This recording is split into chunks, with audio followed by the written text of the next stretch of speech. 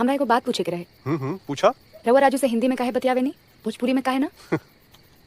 एक तो हम हिंदी के टीचर बानी, आ दूसर बात की भोजपुरी के कोनो भविष्य नहीं के। ना तो सरकारी स्कूल में भोजपुरी पढ़ावता, ना तो ऐसे कोनो सरकारी नौकरी मिले वाला बा।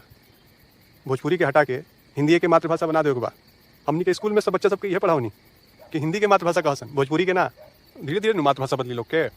एज अ मेजोरिटी कई हिंदू संगठन चाहते थे कि उर्दू के बजाय हिंदी को ऑफिशियल लैंग्वेज बनाया जाए in Devanagari script. Late 18th century में हिंदी को पॉपुलराइज करने की मूवमेंट शुरू हुई। Father of Hindi literature Bharatendu Harishchandra और अखिल भारतीय हिंदू परिषद के संस्थापक पंडित मदन मोहन मालविया इस मूवमेंट के की फिगर्स रहे। ऑर्गेनाइजेशंस जैसे नागरिक प्रचारिणी सभा बनारस, हिंदी साहित्य सम्मेलन इलाहाबाद और राष्ट्रभाषा प्रचार समिति ने हिंदी को नॉर्दर्न इंडिया में पॉपुलर करने का काम किया। इस मूवमेंट को और एनकरेजमेंट मिला जब 1881 में नेबरिंग बिहार में पहली बार उर्दू को रिप्लेस कर हिंदी को सोल ऑफिशियल लैंग्वेज बनाया गया। बिहार के ऐसा करने के पीछे मल्टीपल रीजंस थे। बिहार को बंगाली डोमिनेटेड बंगाल प्रेसिडेंसी से अलग होना था, जिसके लिए बिहार को अपनी एक नई पहचान चाहिए थी। Bihar one of the most diverse provincial sub division था, जहां मल्टीपल लैंग्वेजेस बोली जाती थी। तो बिहार को एक न्यू लैंग्वेज चाहिए थी जिसे वो एक कनेक्टिंग लैंग्वेज बना सके। Bihar main stream Hindi politics में भी इंक्लूड होना चाहता था। क्या मतलब है साहब स्पीकिंग टाइम, ये सब क्या अर्थ है?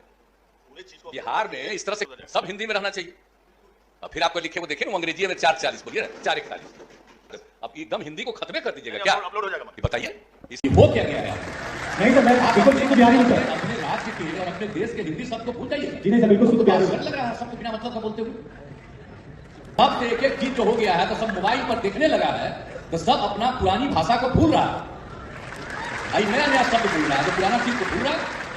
उस समय बिहार के 99% लोगों को हिंदी नहीं आती थी, बट फिर भी नेशनल यूनिटी के लिए बिहार ने अपनी रिच रीजनल लैंग्वेजेस को कॉम्प्रोमाइज कर एक न्यू लैंग्वेज हिंदी अपनाई। फाइनली 1900 में North West United Provinces and Oudh ने भी हिंदी इन देवनागरी स्क्रिप्ट को उर्दू के समान ही ऑफिशियल स्टेटस दिया। धीरे धीरे नॉर्दर्न इंडिया के कई रीजन हिंदी को अपनाने लगे। उर्दू का डोमिनेशन घटता गया, जिससे उर्दू स्पीकर्स ने भी उर्दू के ऑफिशियल स्टेटस को बचाने के लिए कई ऑर्गेनाइजेशंस लाइक अंजुमन तरक्की उर्दू की फॉर्मेशन की थी। इस लैंग्वेज कंट्रोवर्सी ने कम्युनल वायलेंस का रूप अपना लिया था और कई एक्सपर्ट्स ये भी आर्ग्यू करते हैं कि इसी हिंदी उर्दू डिबेट ने भारत में मुस्लिम नेशनलिज्म के भी बीज बोए, जिससे आगे जाकर सबकॉन्टिनेंट का रिलीजियस लाइन पर बंटवारा हुआ। 1947 में इंडिया और पाकिस्तान अलग हुए। पाकिस्तान ने इमीडिएटली उर्दू को अपनी नेशनल लैंग्वेज बना दिया, अपनी सभी रीजनल लैंग्वेजेस को इग्नोर करके। लेकिन भारत के लिए लैंग्वेज का इशू सॉल्व करना इतना आसान नहीं था। यहाँ multiple languages, scripts and dialects थे और ज्यादातर इंडियन लीडर्स किसी भी लैंग्वेज के इंपोजिशन के बिल्कुल खिलाफ थे। हालांकि उनका